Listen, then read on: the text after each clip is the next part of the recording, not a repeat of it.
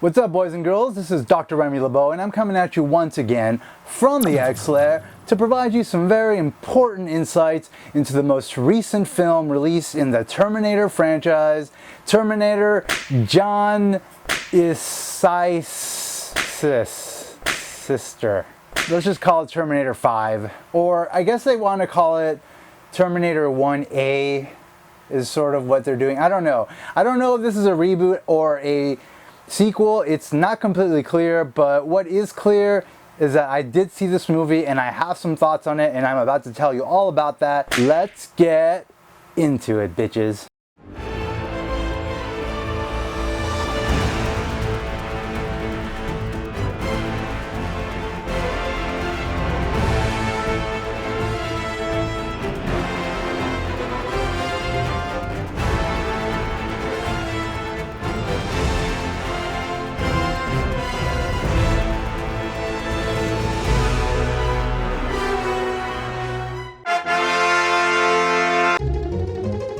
First and foremost, let me just give you my general thoughts on the film without spoiling anything. It's an okay Terminator film.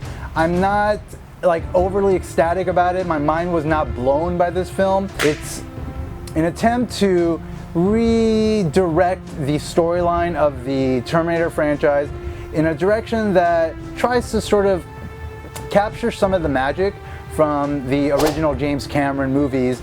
That quality started to degenerate pretty starkly once Terminator 3 was released.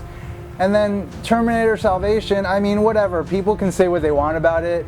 I didn't hate that movie either, but in no way did that feel like the James Cameron films.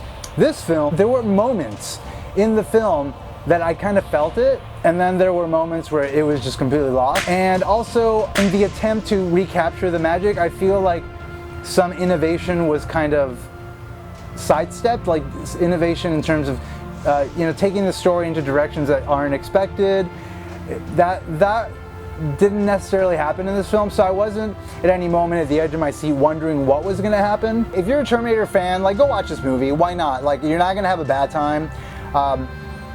You're not going to walk away feeling like the franchise has been reinvigorated, but you are going to walk away feeling like, okay, I don't hate this film, and there was some Terminator stuff in there, and Sarah Connor was back, and that was cool. That's where it stands. Those are my general thoughts on the film, and I'm going to now get into the nitty-gritty, the fat and the lumps and the lady humps of the film.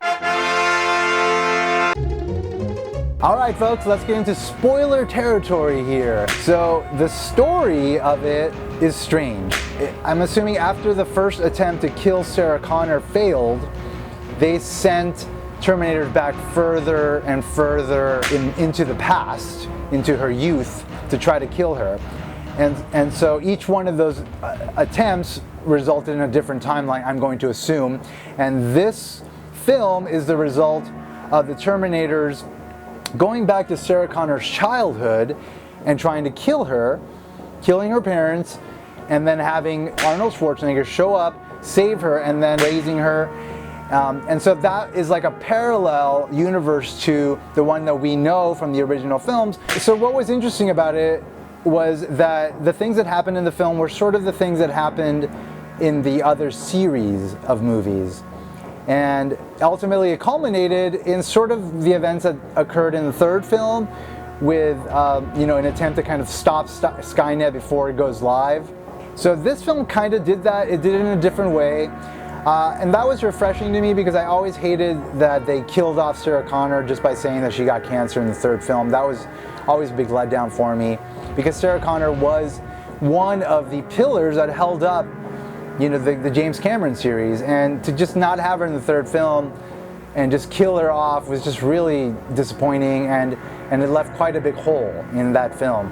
This film kind of redeemed the stories in that sense, but I love the Mother of Dragons. She's a freaking awesome actress. I love her, but I didn't necessarily buy her as Sarah Connor. It's weird because like you have Schwarzenegger in the film, and so this is meant to sort of be a continuation of the original series, but it's also meant to be a reboot in the sense that they're going down a different direction from the original series.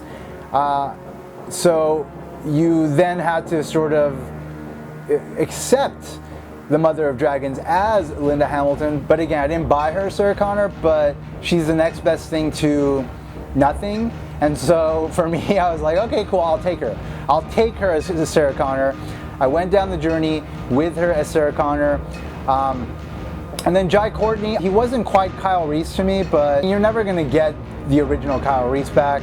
And it's really hard to sort of have a new actor come in and try to capture the same magic that a previous actor did. So I can't really blame Jai Courtney for that. As far as just all the characters go, like Arnold Schwarzenegger, I think brought the most to the film. It's been a really long time since I've liked Schwarzenegger in anything, and I really liked him in this role. I think him being in the film and him playing sort of the same Terminator as in the second film, but older, was, I think, the thing that really kind of kept the film together and kind of brought it somewhat under the umbrella of the original two films in terms of quality, in terms of feeling like a continuity of those movies.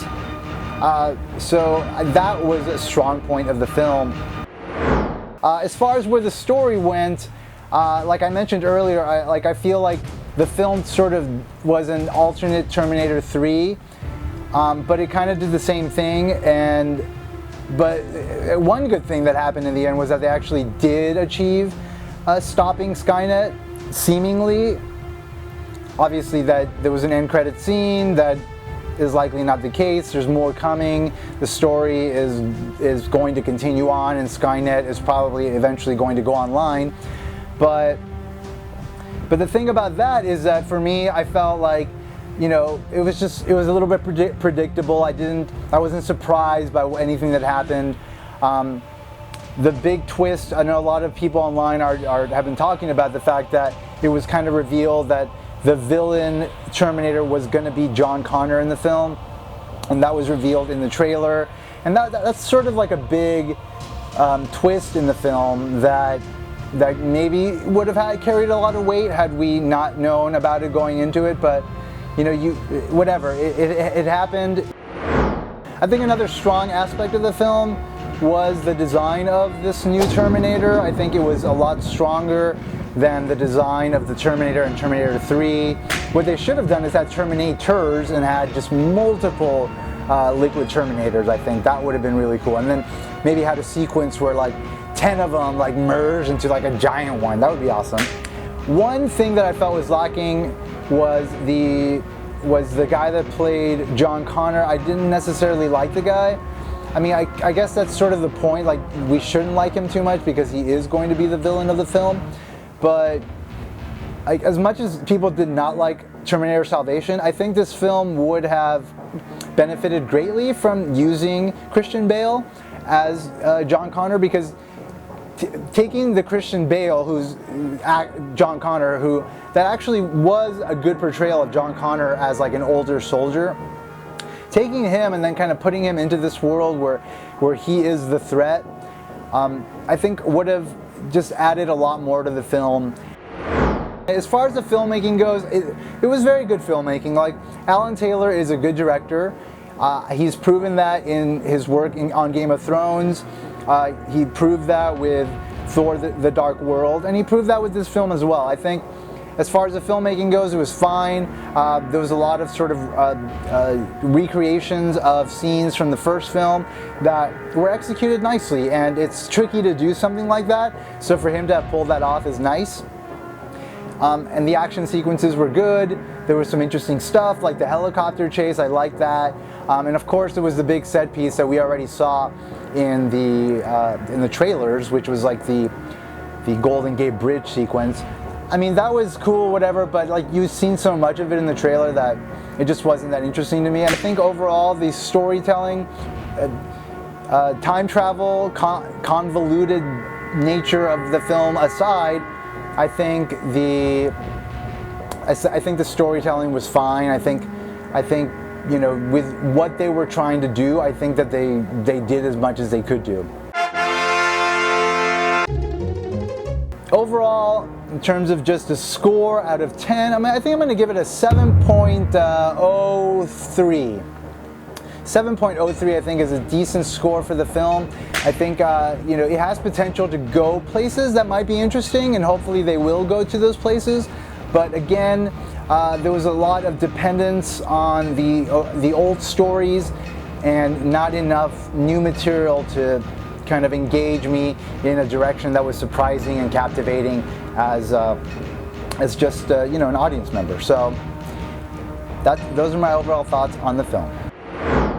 Alright folks, well, that is my review for Terminator Genisys. I hope you enjoyed it. I enjoyed making it, and I have plenty more stuff to come. Please subscribe to my channel if you have not already subscribed. And as always folks, I'd like to remind you that if you're presented with the option to put an X in the box, you better do so, because ain't nobody checking me. Take care folks. Bye bye. You ain't never had a friend, never had a friend. You ain't never had a friend, never had a friend. You ain't never had a friend like me.